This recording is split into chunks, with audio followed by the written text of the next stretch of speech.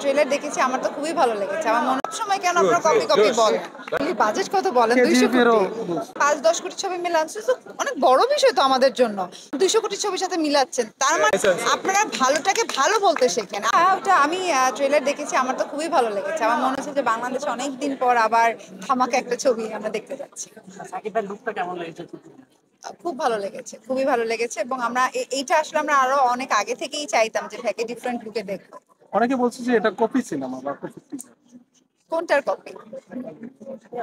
তামিল ভাই সিনেমা। পৃথিবীর সব ছবি কপি কেন? না, না, প্রেম আমার ভালোবাসা আমার কথা হচ্ছে আপনি তামিল ছবি কোনটা? অ্যানিমেল। হ্যাঁ, অ্যানিমেল আপনি অ্যানিমেলের বাজেট জানেন কত? মানে অনেকে বলছে না, আমি বলি বাজেট কত বলেন? 200 কেজিএফেরও কোটি। ওটাও এরকম 200 কোটি। হ্যাঁ, সো আপনি যদি ওই ছবির সাথে আমাদের ছবি 5-10 কোটি ছবি মিলান, so অনেক বড় বিষয় তো আমাদের জন্য। সো আপনি তো একসাথে ওই ছবির 200 কোটি ছবির সাথে মিলাচ্ছেন, তার মানে কি যে আমাদের আমরা দেশেও যে আমরা সেই জায়গাতে গিয়েছি। সো আপনারা এটাকে কেন অ্যাপ্রিশিয়েট করেন না? সবসময় কেন আপনারা কপি কপি বলেন? আপনারা ভালোটাকে ভালো বলতে শেখেন। আমরা সবাই এটা চাই। আমরা চাই আমাদের ছবিটা যেন ওয়ার্ল্ড ওয়াইড রিলিজ হয়, তো সেইটাকে আমরা সাপোর্ট করি। আমরা সবসময় নেগেটিভ জিনিস, যে এটা করলে এটা কেন, আমি ওইটাকে আমি আসলে অ্যাভয়েড করতে চাই। এবং আমি আমার সাংবাদিক ভাইদেরকেও বলবো, আমরা সবসময় ভালোটাকে, যেটা যদি ভালো দেখি সেটাকে আমরা সবসময় সাপোর্ট করি। যারা নেগেটিভ বলবে তাকেও যেন আমি প্রপারলি আনসারটা দিতে পারি। এই ভাইকে বলি। আচ্ছা, আমি ভাইয়ের একটা কোশ্চেনের অ্যান্সার দিতে চাই, জাস্ট একটা অ্যান্সারই। সেটা হচ্ছে যে ভাই বললো যে আমাদের কারণে কি হারলেন মানুষ কিনবে না। আসলে বিষয়টা এরকম না। মানে রিমার্ক হারলেন এতই অথেন্টিক যে অথেন্টিসিটির কারণেই মানুষ কিনছে।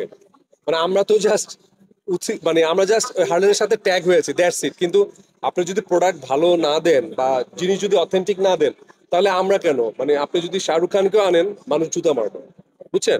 সো হার্লেন এতই অথেন্টিক, আলহামদুলিল্লাহ, যে এই অথেন্টিসিটির কারণেই আমরা তো ইনভলভ হচ্ছি, আমরা অফিসিয়ালি ইনভলভ হয়ে যাচ্ছি।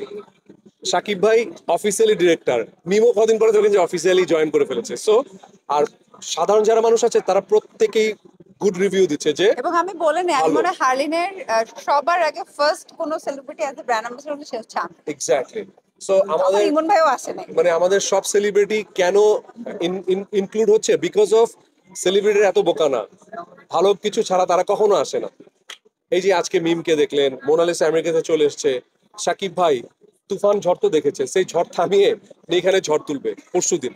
সো সবাই খুব মানে এটার উপরে আপনি খুব আস্থা রাখছে, এবং এখানে একটা ছাতা আছে, এই ছাতার নিচেই সবাই আসবে, বাংলাদেশের সবাই ইনশাআল্লাহ। সো হার্ল্যান্ড স্টোরে যে প্রোডাক্ট আছে, প্রোডাক্টের কারণেই মানুষ আস্থা রাখছে। আচ্ছা, এই যে বড় বড় তারকা আপনারা যারা এর সাথে যুক্ত হচ্ছে, তো এটা নিয়ে আসলে মানে তাদের নিয়ে আপনি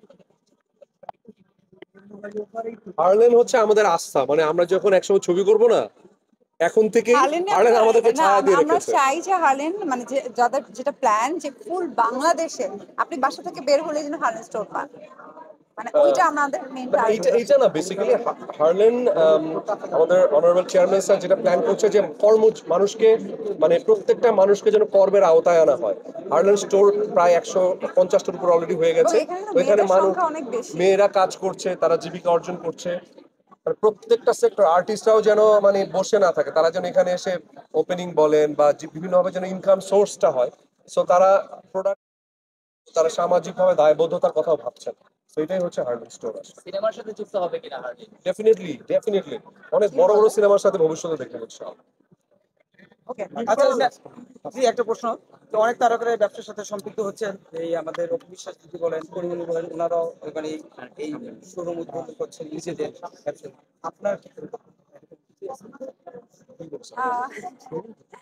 আমি আসলে আমার নিজের কাজ করেই সামলাতে পারি না। বিজনেস অনেক আগে থেকে প্ল্যান করি করি করি হয়ে ওঠে না, কারণ আমি নিজেই আসলে এত বেশি কাজে ব্যস্ত থাকি। বিজনেস বিষয়টা হচ্ছে এমন, আপনাকে ওইটাতেও টাইম দিতে হবে, তো সেটা হয় না। কারণ আমি মোটামুটি প্রায় 15-16টা ব্র্যান্ডের অ্যাজ এ ব্র্যান্ড অ্যাম্বাসেডর হিসেবে কাজ করছি। তো মোটামুটি আমার প্রত্যেক মাসে অনেক কাজ থাকে।